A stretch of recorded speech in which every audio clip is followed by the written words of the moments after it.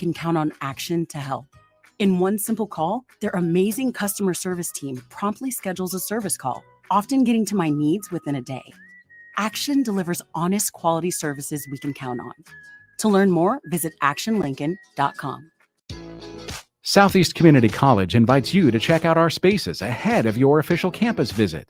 Our virtual campus tours let you see our campuses and learn more about our programs of study. Then you can schedule your individual visit in person or virtually. Virtual tours of our campuses in Beatrice, Lincoln, or Milford, and our learning centers are online at southeast.edu/visit SCC. SCC, your path to possible. A lot of work goes into making Nebraska, Nebraska. Keeping it green. Helping it thrive. Making it fun. Everything that goes into caring for our outdoors, from waters to wildlife, plays a big role in making Nebraska home.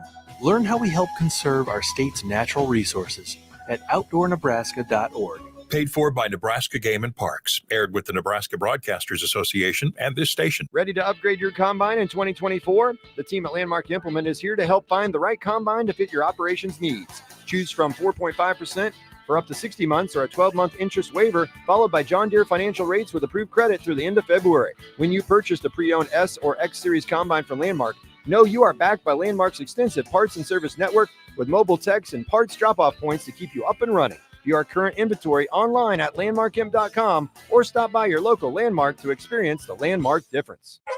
This is the Happy Hour. You guys going to happy hour? Coming at you live from the heart of Lincoln, America. Yeah, I'll go for a couple. Here are your hosts, Nick Sainert. I want to know what it's like to commit a crime without having to spend time in jail. And Enrique Alvarez Clary. C is for chunk. Brought to you by Empire Fence and Netting on 93.7 The Ticket and theticketfm.com.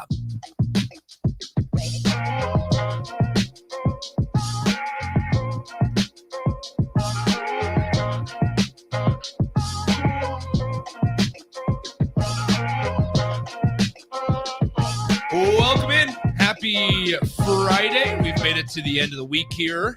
And this is the Happy Hour. Huge thanks to Empire Fence and Netting for their support as always. Nick Sainert with you. Austin Orman to my left as Rico is still out. We have heard from Rico. We exchanged some messages throughout the days, and he's all good. He's chilling down in Orlando. So the Supernovas getting ready to face off against the Valkyries on Sunday at in Orlando. I think it's like the Edition National or Edition Financial Arena or they something just got like out of the Nationwide arena. It's some unique name, but nonetheless, Rico and DP and the guys will be down there for the match against the Orlando Valkyries. Valkyries just returning about a week and a half ago from beating Omaha at the CHI Health Center. So revenge game for the Supernovas and head coach Laura Burr-Kuhn. So we'll have all that coverage for you guys coming up on Sunday afternoon and evening. Now, once again, like I said, Austin Orman joining me. Austin, what's up, man? Dude, it is officially opening day.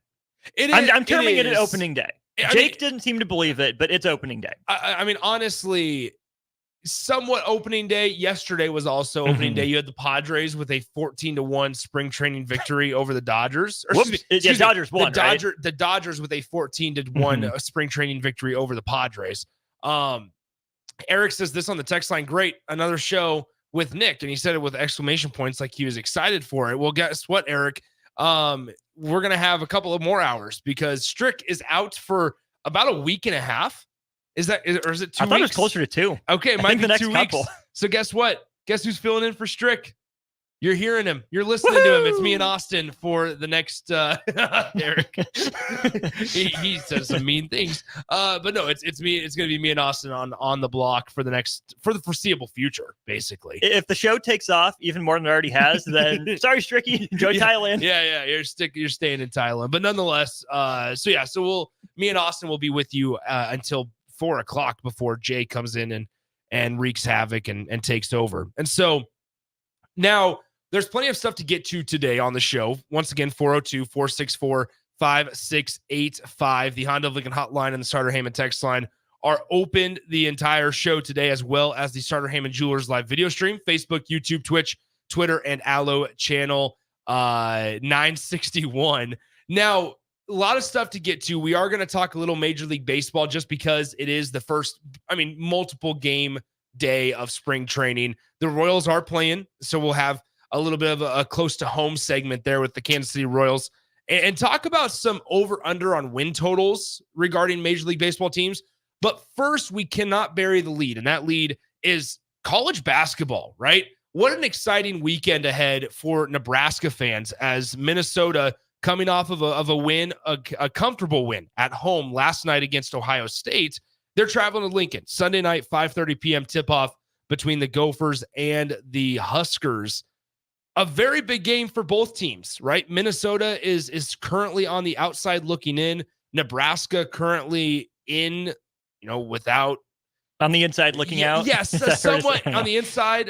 They're comfortably in the tournament if the season ended today, I think. But you don't never want to count your chickens until they hatch, as the saying goes.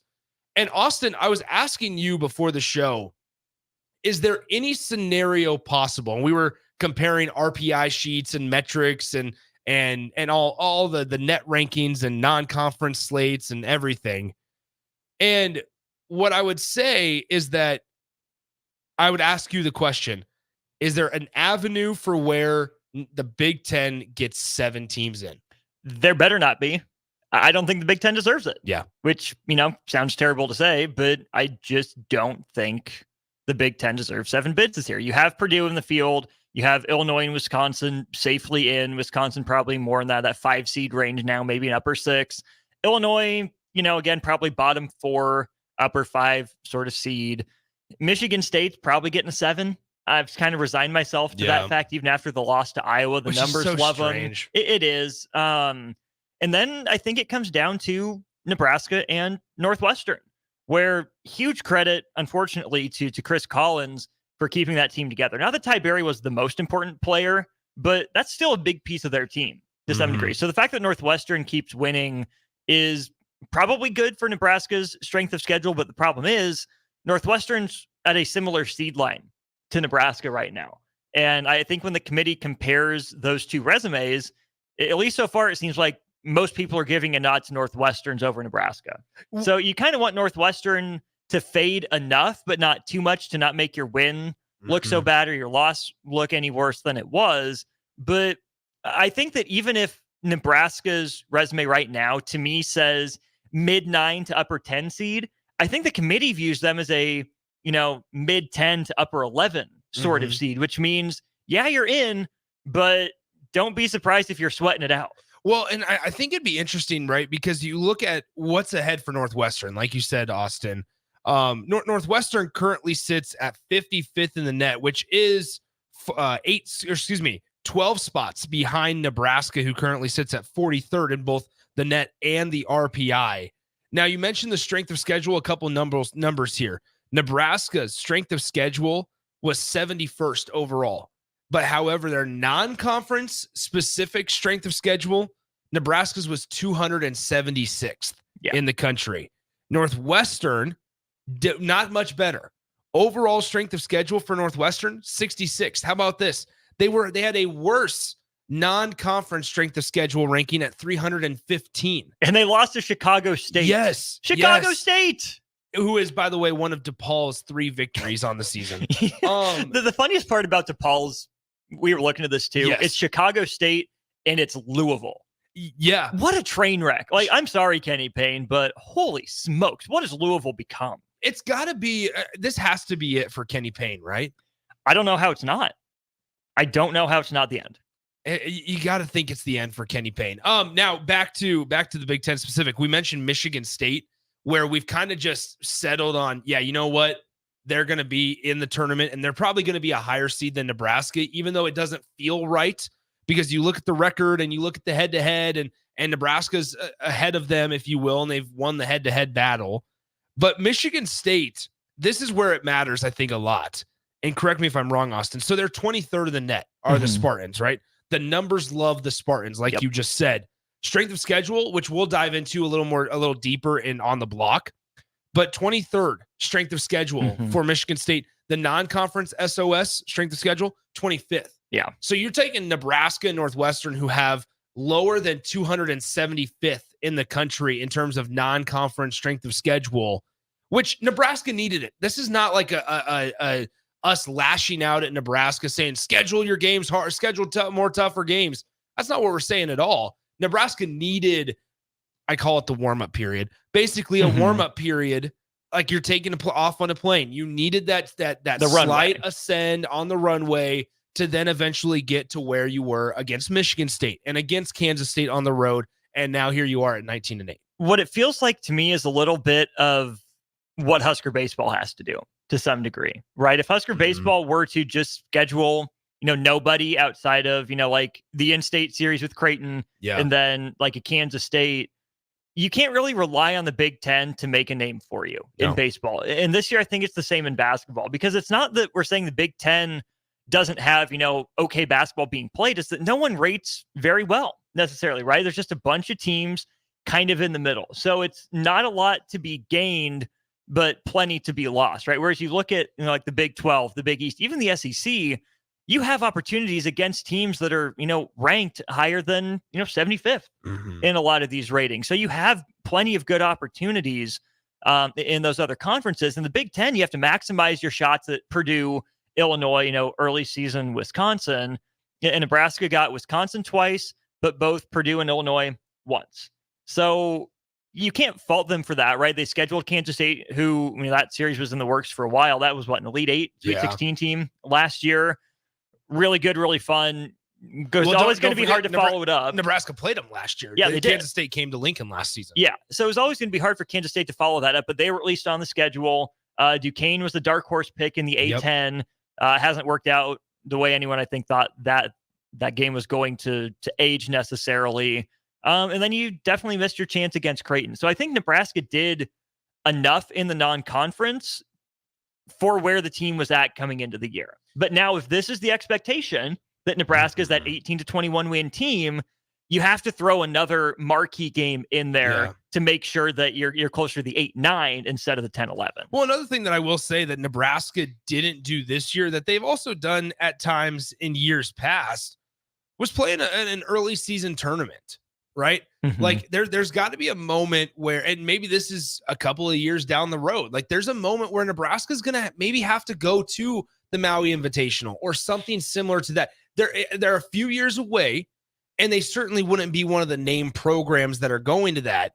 But my point is this: you can't play in the Cornhusker Classic and expect it to give you a lot of ammunition to use later in the year. Even if you go back to like Orlando for the ESPN event, if you go to Myrtle Beach or Charleston, that's fine. That's the one I was going to say. I don't think Maui is going to be in the cards. That is the premier multi-team event. Maybe you could sneak into the bottom of the Battle for Atlantis field, potentially, but that's like you're saying 4 or 5 years down the road. But that's where I think you fill in that Cornhusker Classic you're talking about with your, instead of Ryder, Stony Brook, and Duquesne, can you go to Orlando and play, UCLA, Dayton, and UCF, or, Oklahoma, Memphis, Florida State?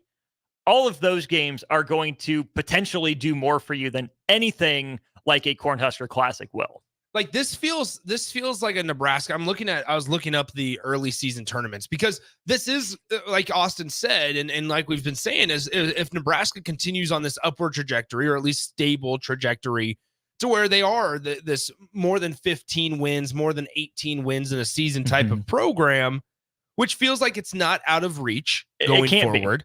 It can't be. You shouldn't allow it. Like, for example, in November, there's the Shriners Children's Charleston Classic, like we just talked about. Baseball played in the Shriners Classic. Why not basketball? There you go. The teams that played in this, and this feels a lot like Nebraska, maybe even out of reach for some Nebraska, but they'd be one of the lesser teams in this one, or lesser names.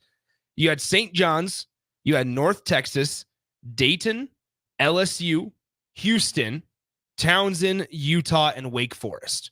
Those feel like the types of, like a Wake Forest is just a few spots below Nebraska. Yeah. It feels like Nebraska would be the Wake Forest in that type of tournament. You wouldn't be favored to win it, but you might be able to get some nice wins, and who knows what could happen against a Dayton or against a St. John's. Mhm. Those wins can certainly boost you down the road. Or even like an Empire Classic, an NIT preseason tip-off, something like that, where you only get 2 games, but it's at a neutral site like those are, and you can be pretty average for that, right? Yeah. I think what was the Empire Classic this year? I think that was the UConn, Texas, Indiana, Louisville one, I want to say, which are all bigger names in basketball than Nebraska is.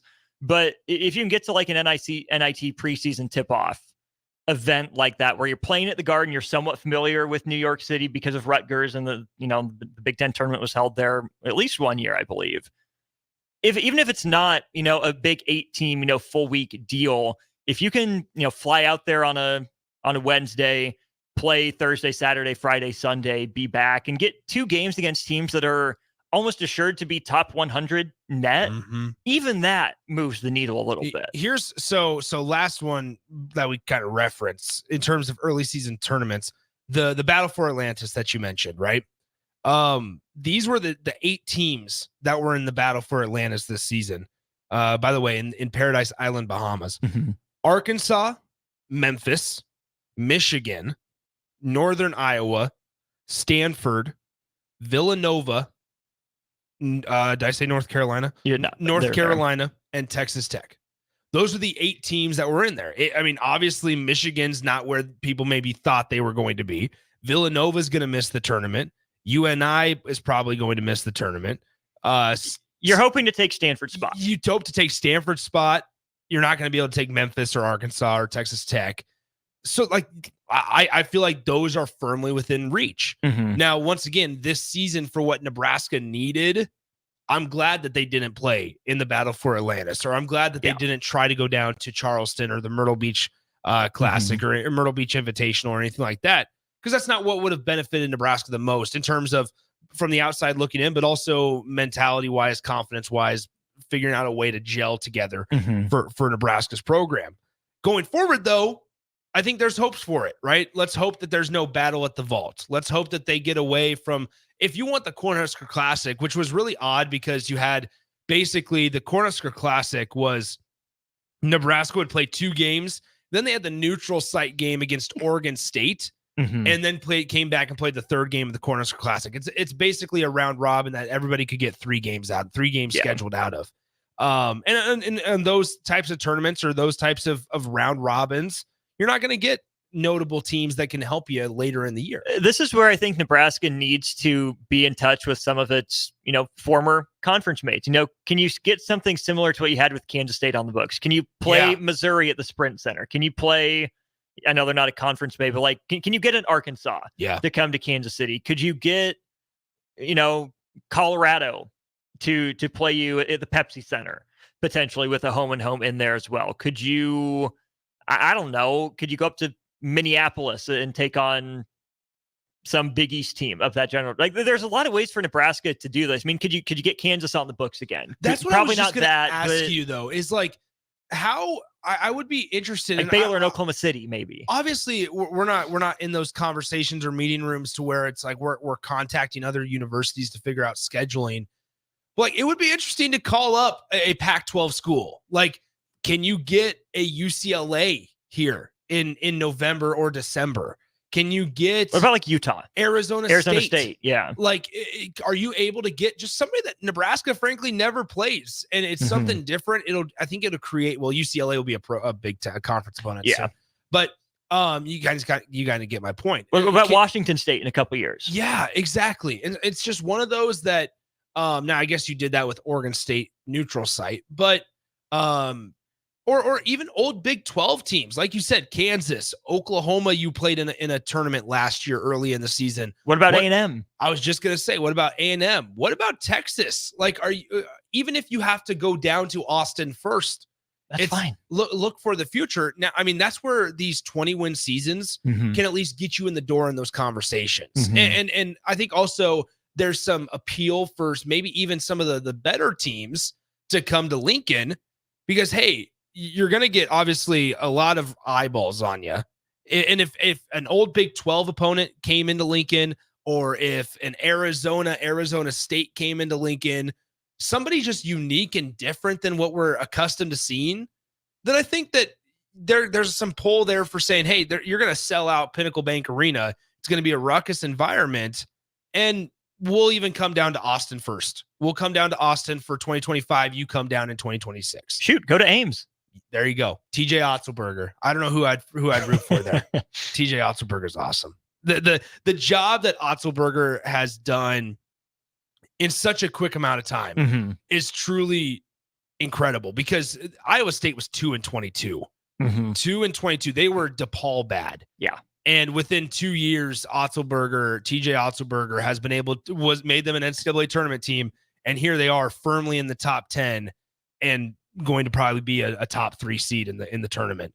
I don't know. So I'm looking at like Michigan State's schedule. And yes, this is obviously because Michigan State has a little bit, a much bigger name than Nebraska, just calling it what it is.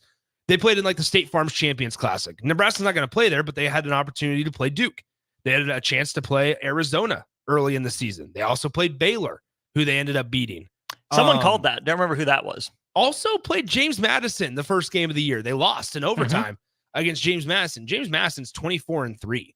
There's diamonds in the rough that I think you can also find that maybe they don't have the name, but now that Nebraska has, or is more than likely going to get 20 wins, you feel like Nebraska could at least get in the door and have that conversation, to where when Nebraska potentially goes 22-9 or 21-10 or 23-8, you're still not sweating. You don't have to sweat on Selection Sunday. You know you're in, you're firmly in, and you also don't have to be a 10 seed when you're sitting there at 23-8 or 22-9. You can be a 7 or an 8, just like Michigan State's going to be, and they're currently 17-10 this season. So, all right, let's take a break. Once again, good stuff there on Nebraska basketball. Austin and I will be with you guys up until around 4 p.m. or so.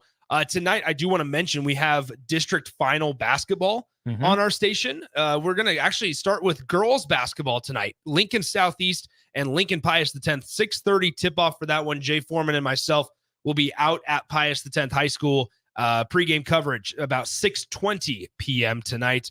And we'll have the Knights and Thunderbolts coming your way at 6:30. That's to punch a ticket, obviously, to state. State basketball starts next Wednesday at Pinnacle Bank Arena. Or excuse me, next Thursday at Pinnacle Bank Arena. District final for boys is actually on Tuesday. And guess what?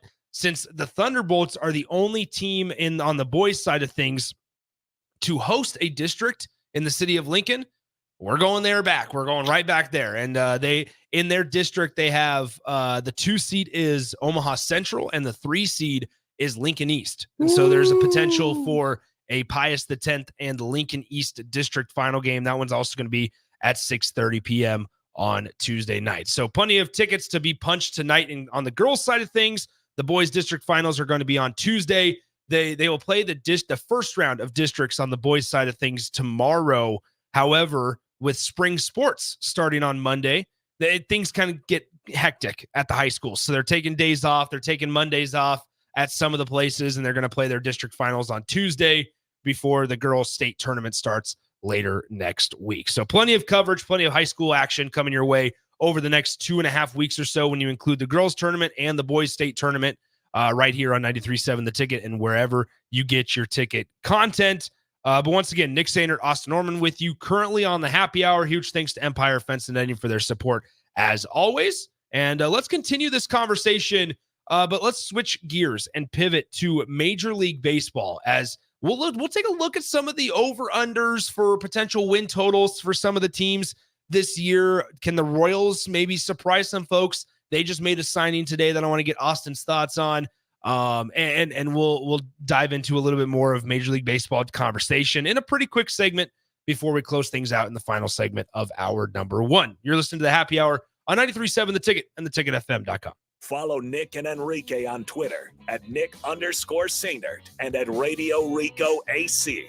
More of Happy Hour is next on 93.7 The Ticket and theticketfm.com. Ready to upgrade your combine in 2024? The team at Landmark Implement is here to help find the right combine to fit your operations needs. Choose from 4.5% for up to 60 months or a 12-month interest waiver, followed by John Deere financial rates with approved credit through the end of February. When you purchase the pre-owned S or X Series combine from Landmark, know you are backed by Landmark's extensive parts and service network with mobile techs and parts drop-off points to keep you up and running. View our current inventory online at landmarkimp.com or stop by your local Landmark to experience the Landmark difference. Rosie Sports Bar and Grill, open for lunch and dinner at 1501 Center Park Road. 93.7 The Ticket, Fox, KFXL weather. Sponsored by John Henry's Plumbing, Heating, and Air Conditioning. The Lincoln forecast for today, expecting lots of sunshine. It will be breezy but mild. We'll see an afternoon high of around 59. Tonight, mainly clear skies and a light breeze with a low near 29. And tomorrow, more sunshine, again a little breezy. See a high around 65. I'm meteorologist Kyle Klecker for 93.7 The Ticket and theticketfm.com. Rashawn Jackson here for Bauer Infrastructure, a veteran-owned local company proudly serving Lincoln, Lancaster County, and the surrounding areas. Bauer provides quality work at an affordable price, and they're growing rapidly. If you want to experience a career with a fast-paced, family-friendly environment, visit BauerInfrastructure.com. They have top-of-the-line benefits, year-round work, even through the winter. Bauer, usher in the new era of infrastructure to an area near you. And as always, go Big Red! If you want all the latest technologies from those big banks, but you also want that hometown feel when you walk in the front doors, choose Midwest Bank. They have top-notch technology.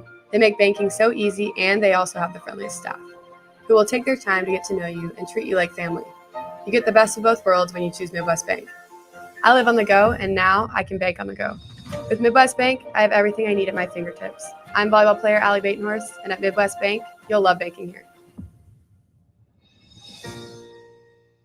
Hi, Sean Callahan here for Koppel Chevrolet GMC, and we have some really big savings for you right now. Our new crossover sale is underway. New Terrains, Equinoxes, and Trailblazers starting at $23,290. That's right, $23,290. Also, we've continued our huge Sierra and Silverado truck sale with over $10,000 off new pickups. You heard right, over $10,000 off list. Koppel truly has a small town feel with big city deals. We're right down 144th Street or at koppelcars.com. Stock numbers G260980 and C119824. Plains Cover Crop is your one-stop seed shop. Call us now for spring and summer forages, CRP mixes, and fall cover crop blends. We do farm-specific consulting for practical and efficient seed blends to fit your geography and goals. With a very diverse inventory, we will tailor a blend just for you. We're also looking for contract growers, and we buy and sell rye. Find us online at plainscovercrop.com. Timeless agronomy practices paired with modern technology. East Highway 20 in Orchard and across Nebraska. Old School with DP and J. Do you think it's too early to talk about Patrick Mahomes as the greatest of all time?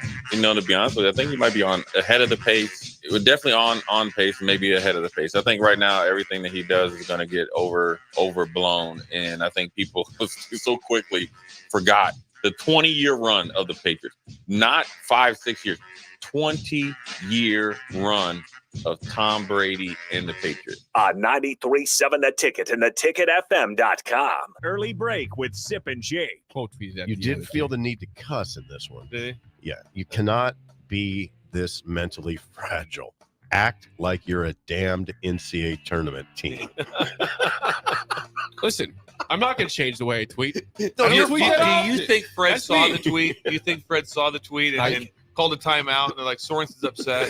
I got to get this. Early break with Sip and Jake from 6 to 8 every weekday morning on 93.7 The Ticket. Rashawn Jackson, the captain here for the Body Shop. And man, did they hook me up with a great massage recently. The captain has a lot of stress in his life, as many people do. And for 1 hour, it was all relieved. The team at the Body Shop gave me a deep tissue massage. They hit every area that I was in pain at. Whether you're looking for a Swedish massage, sports massage, deep tissue, hot stone, aroma, or more, there's only one place to go. The Body Shop at 48th NA. Book an appointment today at thebodyshoplincoln.com.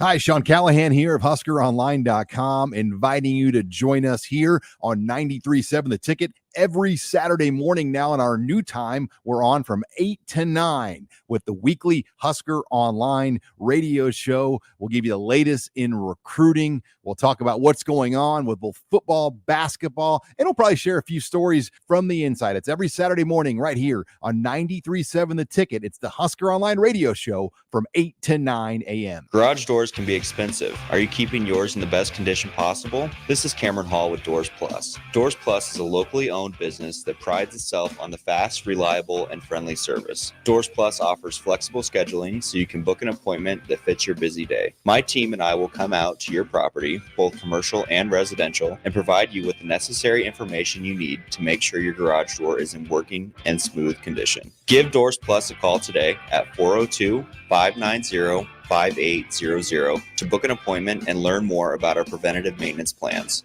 Doors Plus, garage doors, and more. Hello? Hello? Believe it or not, old phones are one of the most common pain points in offices today. Many of these phones are beyond repair because parts aren't available to fix outdated devices. Whether it's a traditional phone system or cloud-based VoIP technology, Hamilton Business Phones can help upgrade your connection. We make it easy to sync your office phone with your cell for seamless call handling, no matter where you work. If your current office phone can't do this, you deserve better. Hire your local experts. Hire Hamilton at hamiltonisbusiness.com.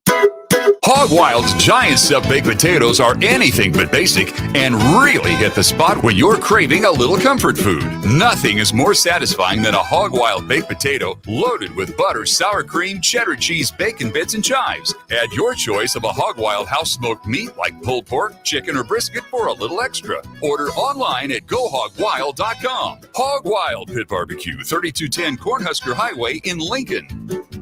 But don't be late, we close at 8. You're listening to the Happy Hour with Nick Sainert. I don't believe you people. And Enrique Alvarez Clary. What do you mean, you people? What do you mean, you people? Sponsored by Empire Fence and Netting on 93.7 The Ticket and theticketfm.com.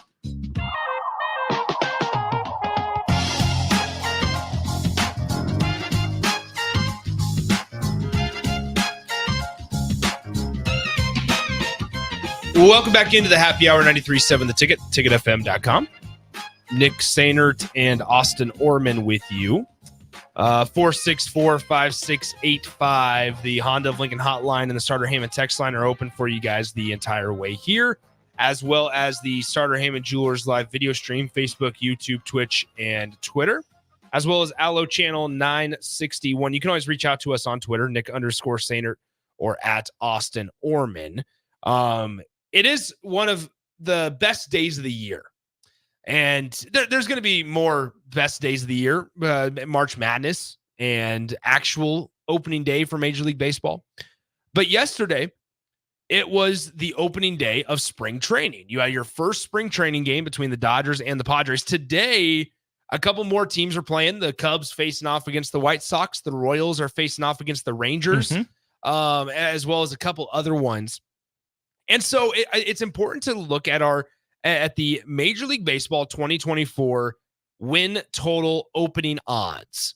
So how many wins over under are we expecting each team to get? And these numbers come from MGM and Vegas Insider. And there was a couple that stuck out to me. How about this? There's only a few teams that have over 100. And there's only two teams.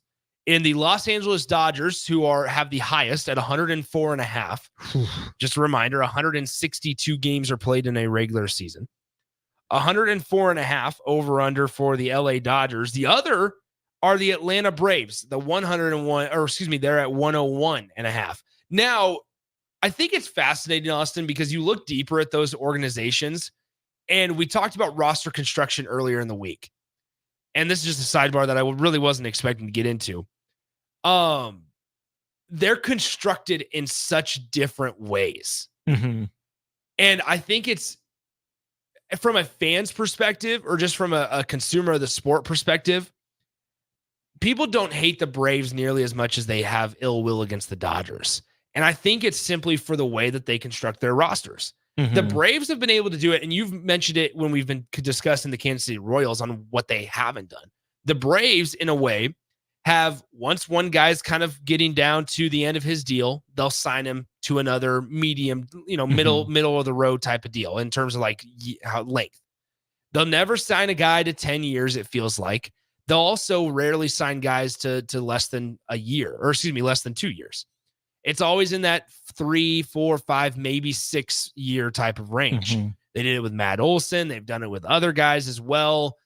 Well, they've done one a year. Essentially, yes, they got Albies locked up, Acuna, go out and get Olsen. I don't know if Strider's been extended, but if he hasn't been, Fried. Yeah, Fried there. Soroka at one point was a guy that was a candidate for that.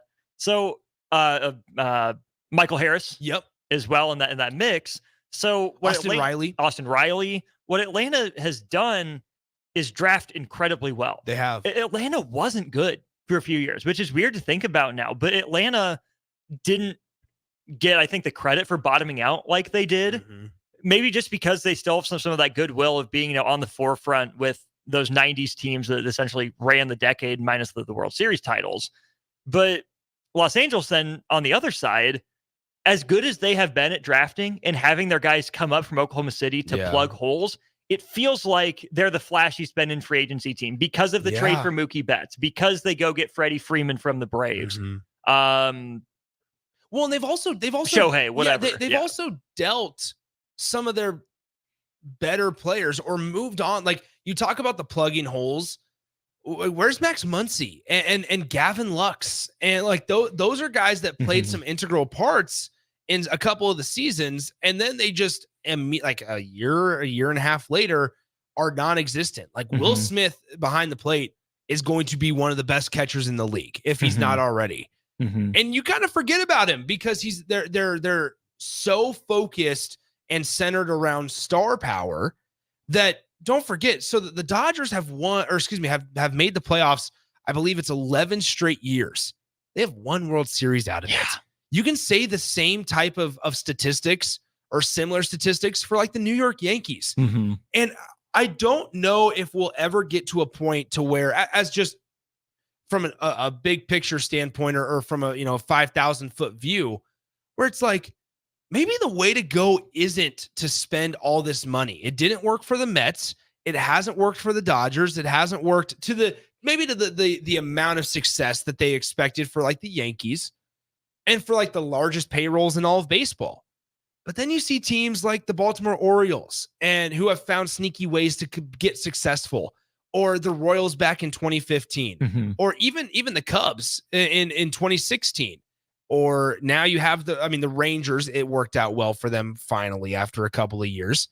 But like the Braves, it works for them. They got a World Series out of it.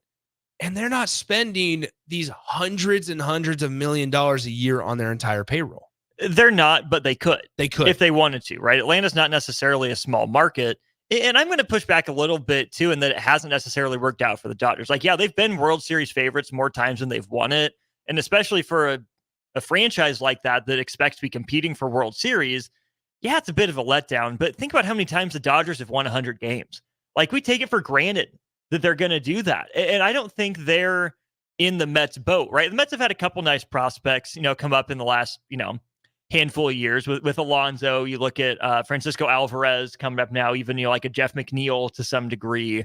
The Mets have drafted okay. I mean, their young pitching crop back when they made it to the World Series against the Royals in 2015. Steven Matz, DeGrom, Syndergaard, that whole crew.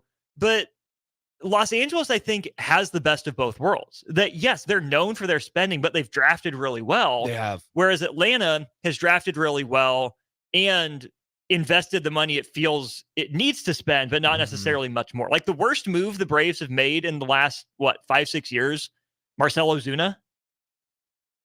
Is that fair to say?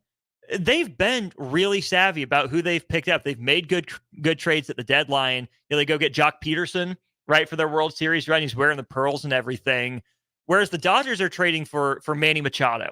They sign Zach Greinke. They bring these guys in to try to make a run for him. I mean, they have Corey Seager, who is still a shortstop for now, but probably is a third baseman long term. Like, the Dodgers are known for these big, high-profile swings on free agents, and they can afford to do that and get away with it. But I think by pigeonholing them as they're the free agency team, it does a disservice to all the guys they've drafted and developed. It does. And thank you for mentioning that. Now, I look at just payroll averages or payroll tracker as well. It's one of my favorite things to look at.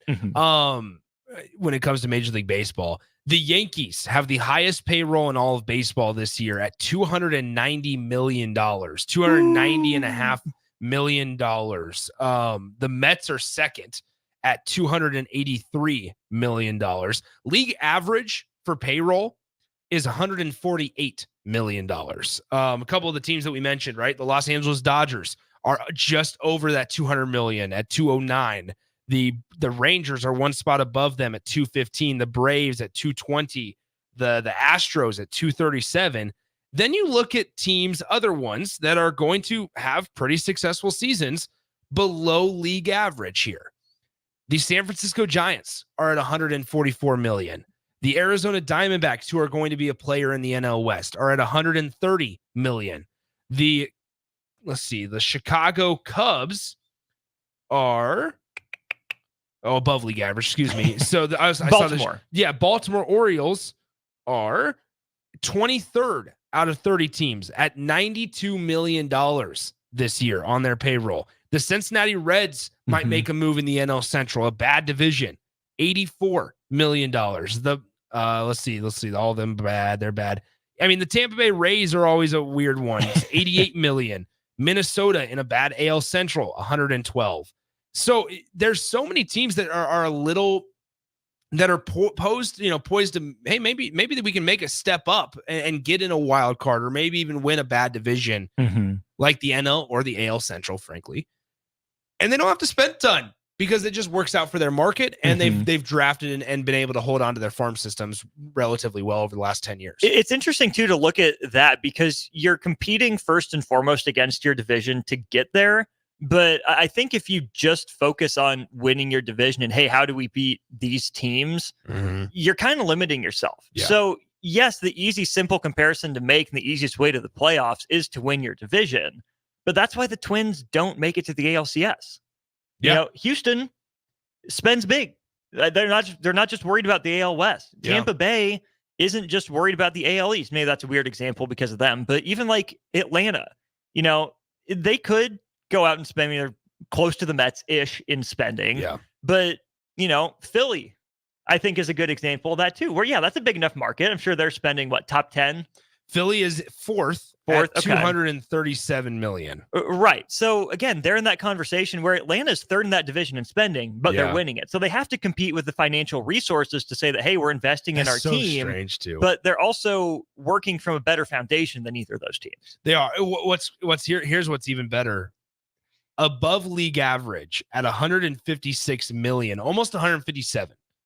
The Los Angeles Angels at $156,918,000. That's like $2 million per win for them.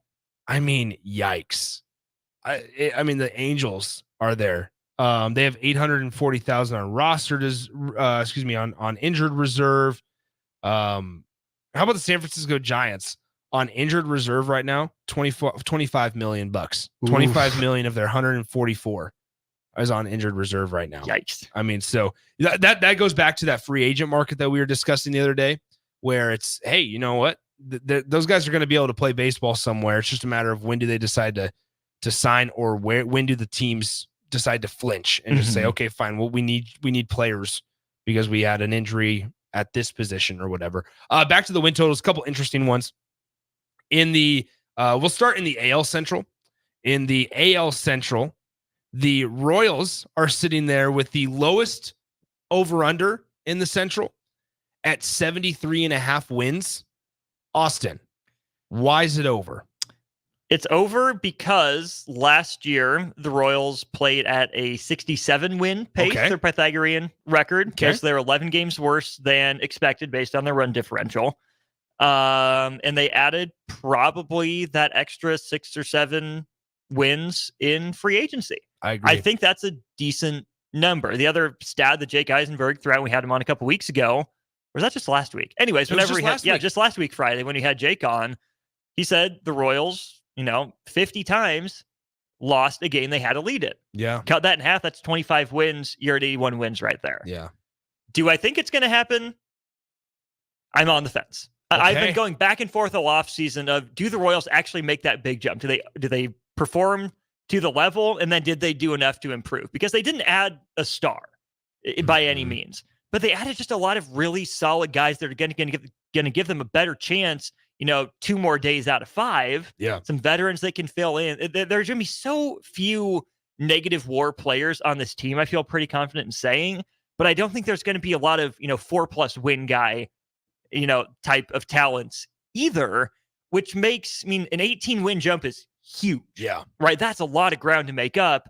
But is it actually closer to a 7-game improvement, which is well within the range of normal? Now, here's the question. So in the AL Central, the leading or the team with the highest over-under win total, the Minnesota Twins at 85.5. Now, mind you, just 12 wins below that was the team picked to finish last in the division in the Kansas City Royals at 73.5. This division is going to be tight, and it's going to be up until the very end, whether that's between the Twins and the White Sox, whether that's the Twins and the Tigers maybe are an interesting team. Tigers my pick. You like the Tigers? I like the Tigers this year. Okay, there you go. So do the Royals get over 73.5? It's going to be close. Okay. I hope so. I'm not willing to put any cheddar on it. Yeah, that's fine. It's funny when you look at those over under win totals because they're similar to like the NL Central. The NL Central, the Cardinals, which I don't know why people keep buying the Cardinals. The Cardinals are picked Arenado, at the highest over under. Wilson Contreras was bad last year. He was not good. He was bad last year. He should have stayed a Cubby. But that's okay. The Cubs somehow got Yan Gomes, and that solved all their problems. The St. Louis Cardinals, 85.5 wins. The Cubs are in second at 83.5 wins. The Reds just one below that at 82.5. The Brewers, who needed to replace their manager, 75.5, and then the Pittsburgh Pirates at 73.5. So you're talking once again, same thing, just a 12-game differential between the team picked to finish first and the team picked to finish fifth in that division. And it is funny because you look at those numbers of those two divisions specifically, and you see the team with the highest over-under is around that 85 mark. And then in the NL West, it's 104. In the NL East, 101, 90, 82. I mean, it's incredible to see just the kind of the differences across the board in Major League Baseball. In the AL East, 93.5 for the Yankees, 90.5 for the Orioles, 87.5 for the Blue Jays, 84.5 for the Rays, and the Red Sox at 79.5. So it's just kind of something interesting to follow along here. One thing that I did want to mention in here was that the lowest ones this season, 2 teams: Oakland, Colorado, Washington. Yes. Actually, no. So Chicago, Oakland, not the White Sox. It is Oakland, Colorado, and the lowest one, the third lowest is Washington. So nice job, Austin. Can you say who's the lowest? Between probably Oakland. It is Oakland do you have a guess of their over under? Out of 162. 65.5? It is not. 60.5. 56.5. Oh, geez.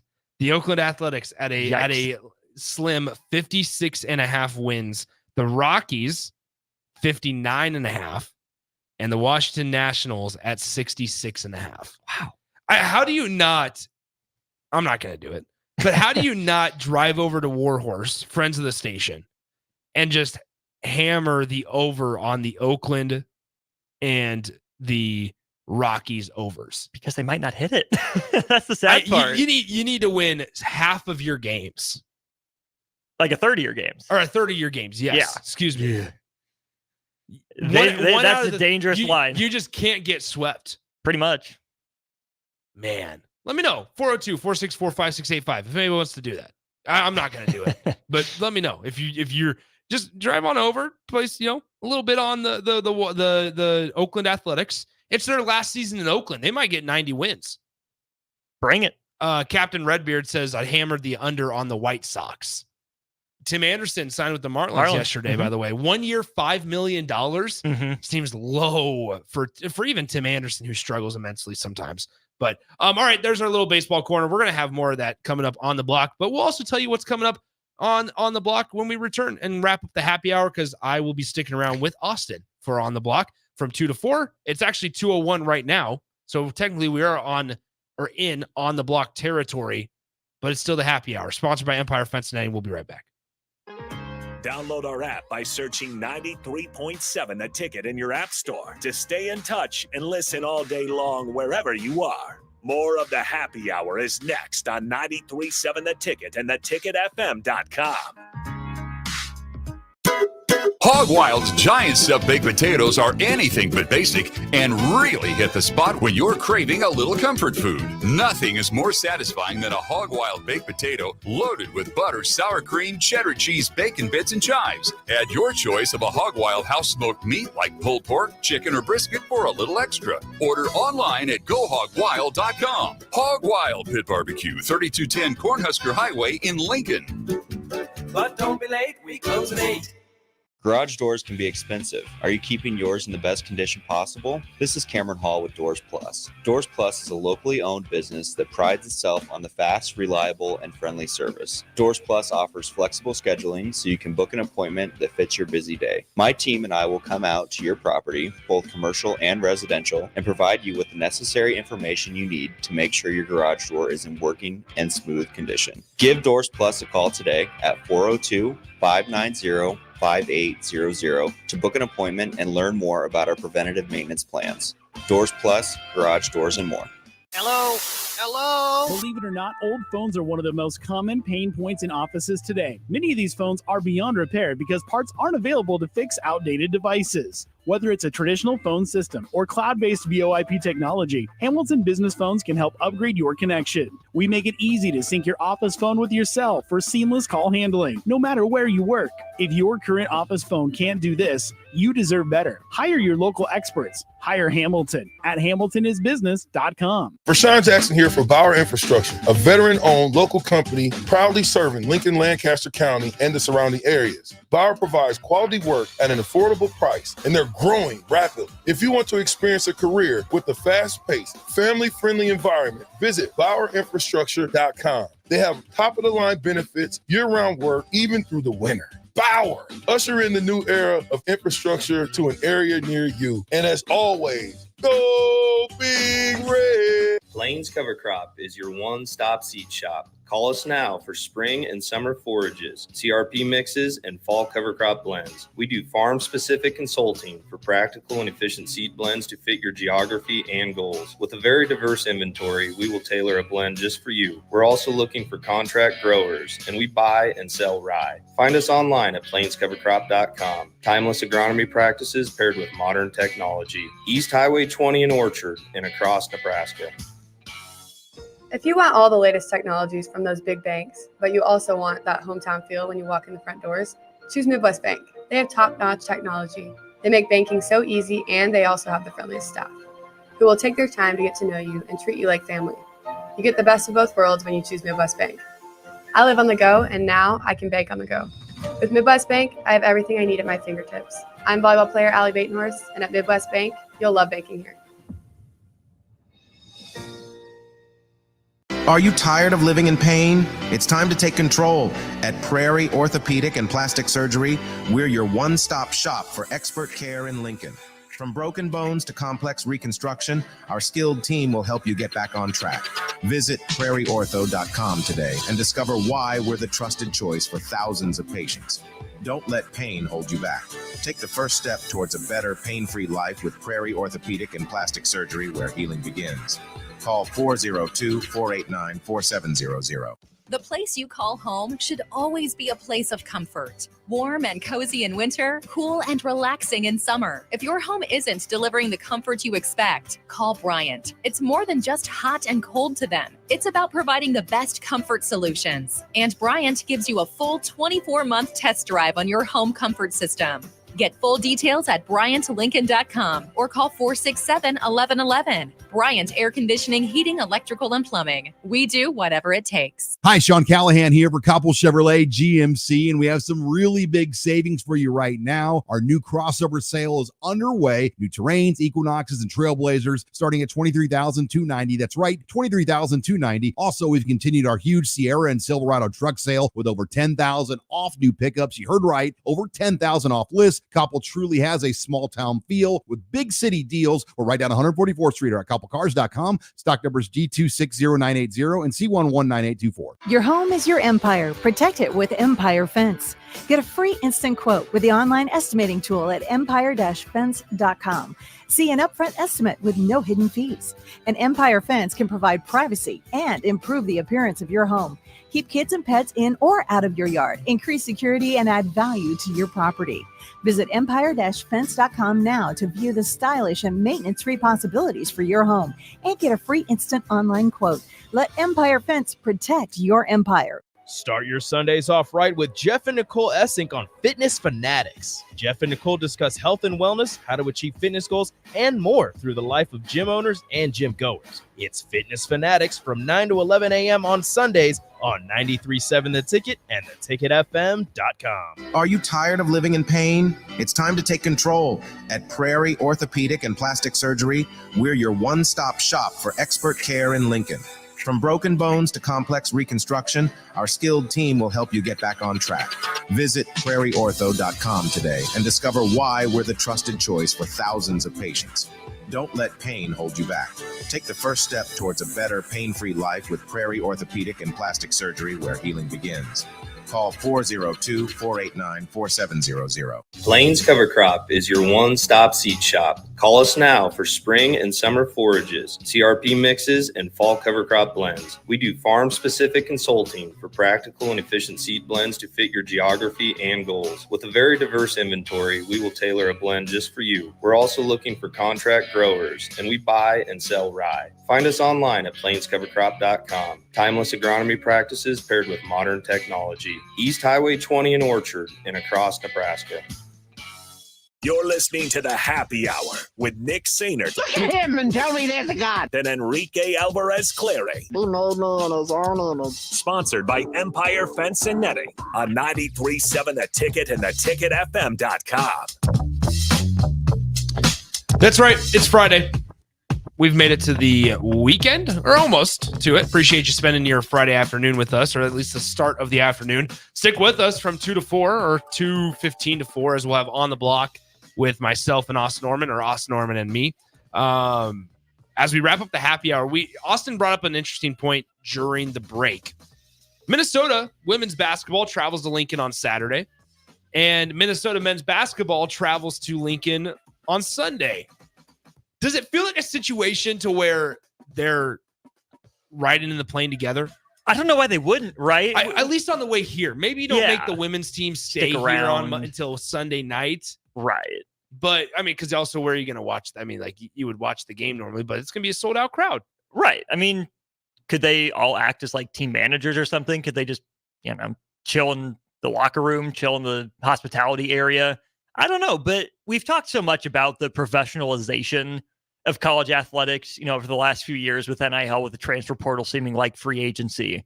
But when I see the same team going to the same place over the weekend, Nick, I get transported right back to high school. Oh, you got the girls game, varsity game first, and then you got the boys game right after. Even if they're on separate days for Nebraska, Minnesota, hey, road trip. Who knows how often those two teams cross paths anyway? So give them a road trip together. Yeah, exactly. Let them hang out. Send them back to high school. Let them hang out.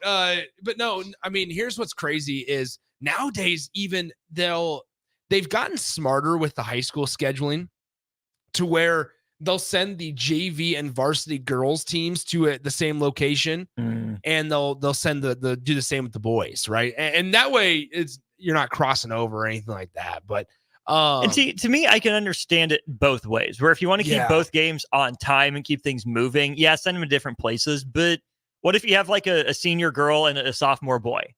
And they're two different locations. Like that's a little tough, which is where I can appreciate how Lincoln Lutheran did it. Was the boys would always play the JV game out at a local elementary school. This is a little ways away, but since the girls varsity game was first, girls JV always got the main gym at Lincoln Lutheran, feed right into girls varsity, right into boys varsity. Yeah. Notorious Beyond the Beyond, that text line says, last moment on that, geography wise, NCAA tournament's going to be really interesting here in a couple of weeks because there's a very good chance, according to Joe Lunardi's projections right now, Nebraska would actually be setting up shop in Omaha. He's not the only one saying that. That's right. While Creighton would have to go to Pittsburgh. So you want to talk about a little bit of not even unfair advantage, just unfortunate circumstance is based on the seedings. that Nebraska would get to play in Omaha, less than an hour away, while Creighton would have to travel to the East Coast to play. And then Creighton loses in the first round. Nebraska wins, and you hear them complain all offseason about, we had to travel. Nebraska didn't. It's we beat you by 30. We injected into my veins. So that's the thing. Who knows what's going to happen? But if Nebraska is able to maybe play in Omaha, things can get real interesting. It's that same feeling of like Nebraska baseball, make the College World Series so we can sell out all 18,000 seats at Charles Schwab Field. For every game you play in. For every single game. The attendance would spike, right, for all the games, but especially for those Nebraska ones, they're sold out. No matter if it's at 11 a.m. first pitch, 2:15 or whatever it is, or like 3:15, and then a 7 o'clock. Mm-hmm. No, it doesn't matter. They're selling out because Nebraska will travel. Also on this Joe Lunardi bracket, as I'm might have closed it. Shoot. But nonetheless, what were you looking at? I haven't pulled up the Joe Lunardi bracket. The number 2 seed, which would be the highest seed in Omaha, would be the Kansas Jayhawks. And Austin, I think we're going to continue this conversation on the other side, but that's as favorable as a matchup as I think you could get if you're Nebraska. Just so people know, my weekend project is to sit down and figure out which of like the top 12 seeds would be a better matchup for Nebraska and which would be a worse matchup. Yeah. If you tell me Kansas is the 2, I am talking myself into some very dangerous territory. Especially if it's in very Omaha. dangerous territory. Especially if it's in Omaha. Now, also, folks, get ready because we'll do our 93.7 The Ticket bracket challenge once again, just like we do every single year. So make sure you get those tournament challenge apps downloaded. We'll send it out there when the time comes, but for you guys to win prizes. But it's going to be an exciting couple of weeks.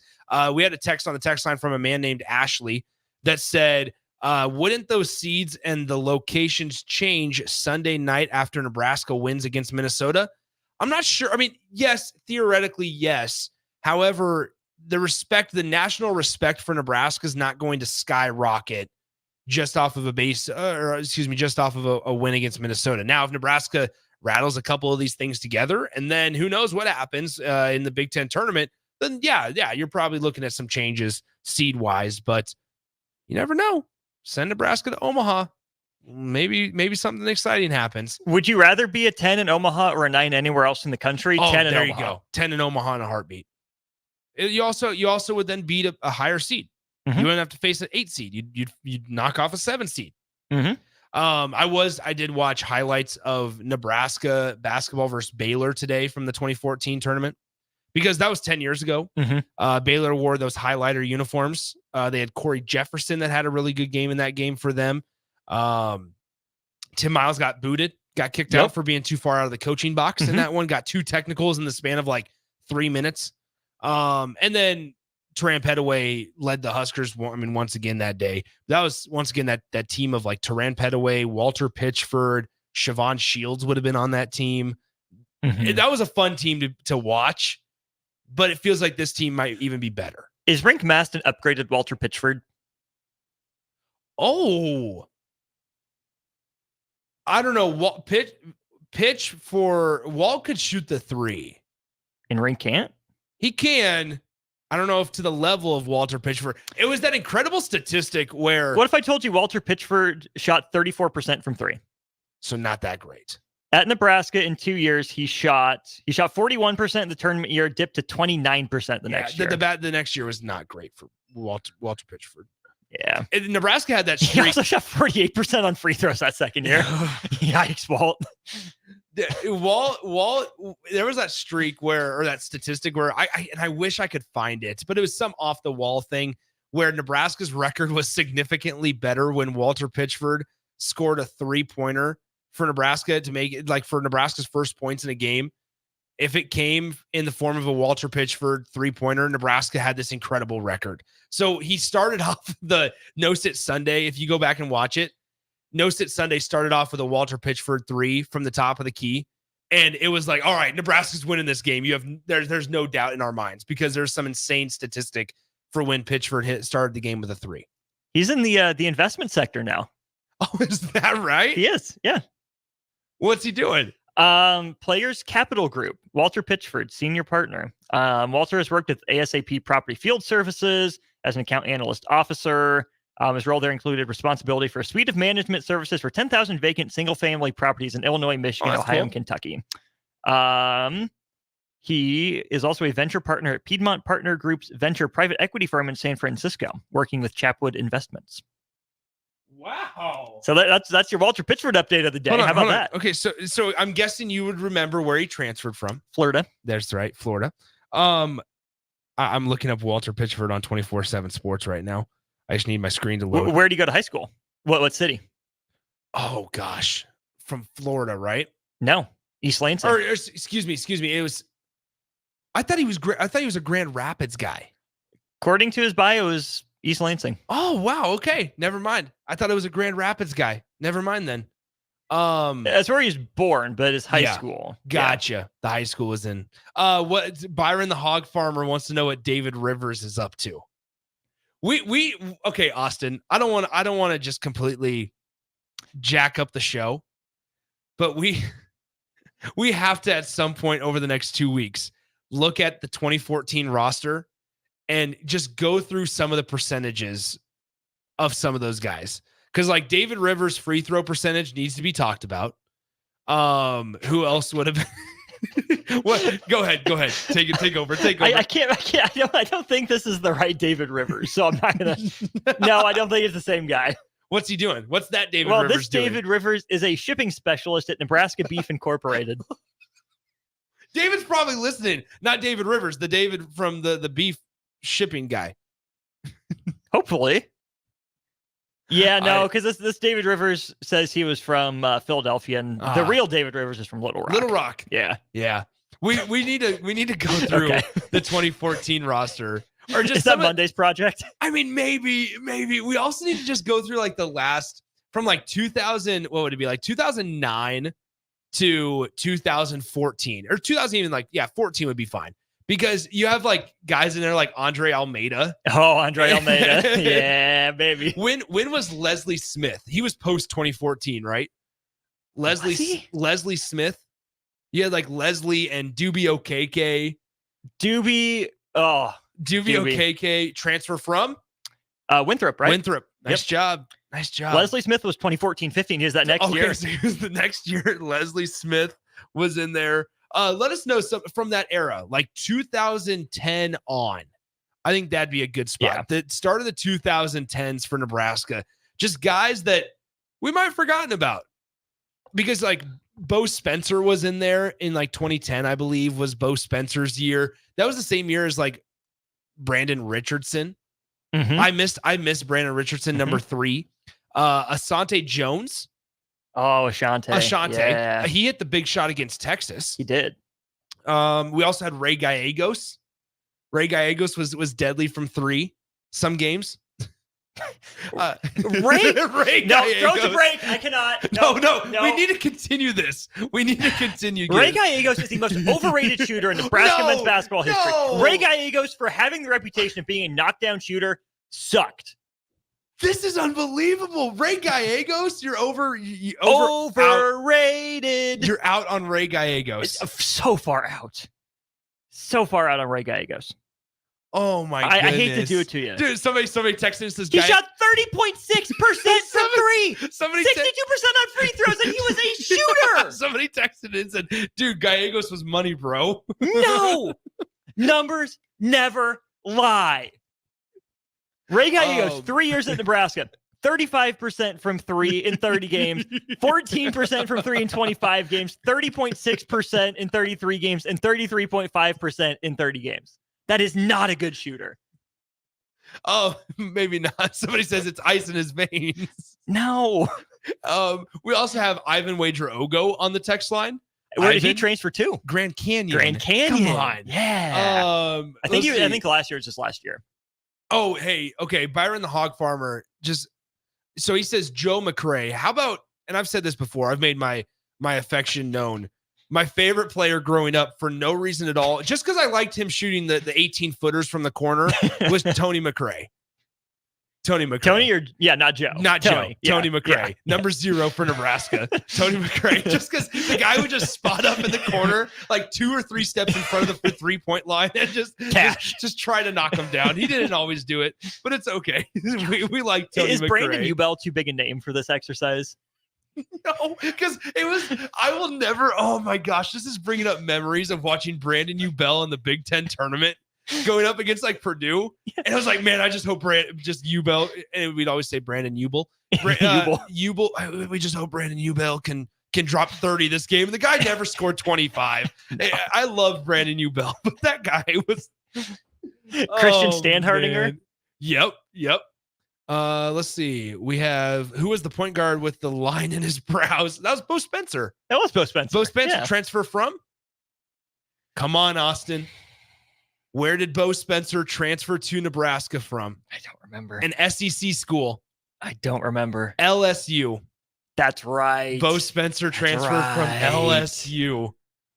Can you please look up Andre Almeida statistics? Andre Almeida. People, I would love to get an update on what Andre Almeida is doing right now also. If you were to get, 59 career games for Andre Almeida, all 6'11", 314 pounds of him. Guess his points, rebounds, assists, career totals. Okay. Points are 4.9. Nailed it. Are you serious? Well done. Yep. I want you to see my computer. Nice. Absolutely nothing. Well done. Good job.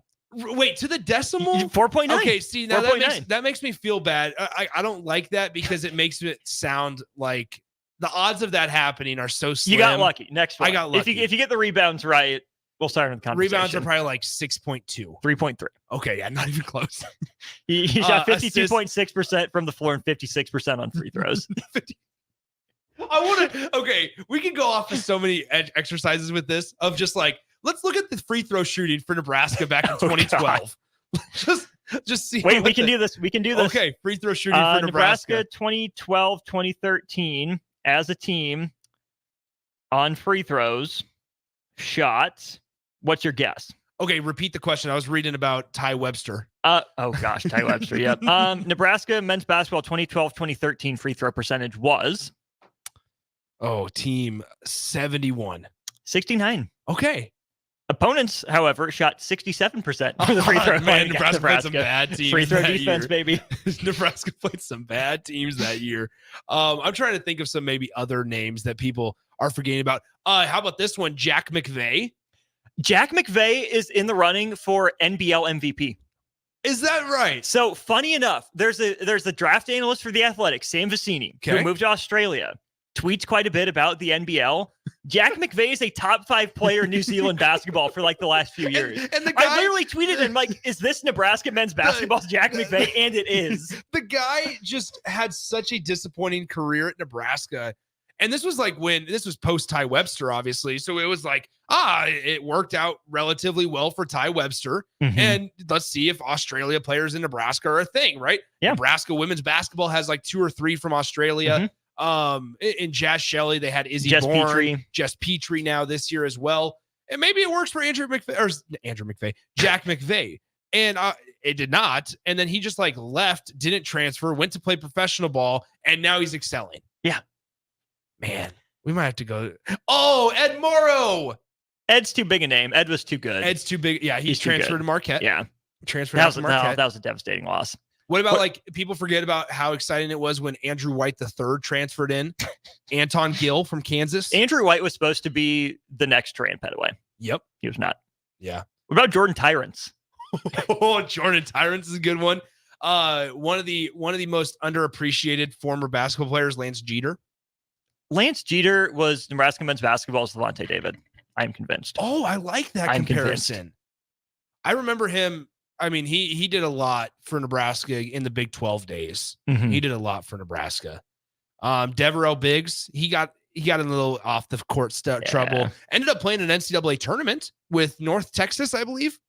Sounds right. I think so. So he played in an NCAA tournament like the following year in his first year. And then you have to go through like your very bottom of the roster, like cult hero guys, your Tanner Borchardt, your Johnny Trueblood, your Chuck Nasties up at Charlie Hustles up at South Dakota State, Mike Peltz.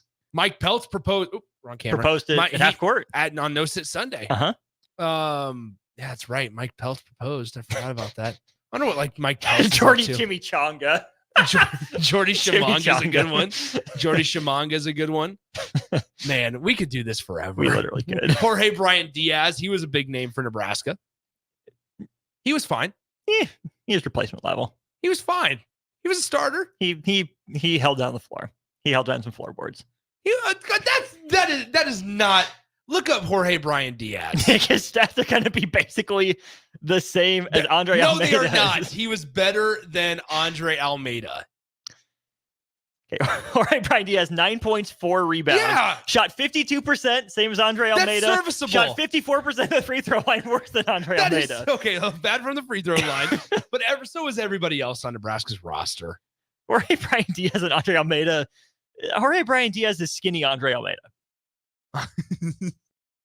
This is horrible. This is such a bad exercise. I'm sorry to wreck your childhood dreams, but they're just not good. Here's one that nobody has thought about. I want to say 2009 season for the Huskers. Number 44, a guard, Ryan Anderson. Okay, he was their one. I mean, he was Nebraska's best player. Just somebody that never gets talked about. Ryan Anderson, I believe 2009. Yeah, that era. Was he a Timmy guy? No, would have been Doc. Let's see. Ryan Anderson and Ryan Diaz averaged the same number of points and rebounds over their careers. Never mind. Oh, man. But Ryan Anderson was a guard, and he shot 39% from three. So he's better than Jorge Brian Diaz. I was just an 8-year-old conflicted. I was just an 8-year-old in 2009 conflicted with Nebraska men's basketball, putting all my hopes and dreams into Brandon Richardson and Brandon Ubell and all these other dudes. So, all right. Anyway, Brian says, wow, major memory lane here. A little saddening, but fun. Yeah, this is awesome. We could do this. We could do this for so long. Somebody on the text line. Got another hour and a half to do it. Somebody on the text line, Ryan Anderson was great. Sang at North Station High School one time. Hey. This is incredible. Oh, it's already 2:30. I did not see this happening. You know what? We're just gonna take away the out music. We'll just have a hard out. All right. Let's get out of here. On the Block. Who knows what we're going to do next is On the Block's coming up next. Myself and Austin, we're going to be sticking around right here on The Ticket. Vershawn Jackson, the captain here for The Body Shop. And man, did they hook me up with a great massage recently? The captain has a lot of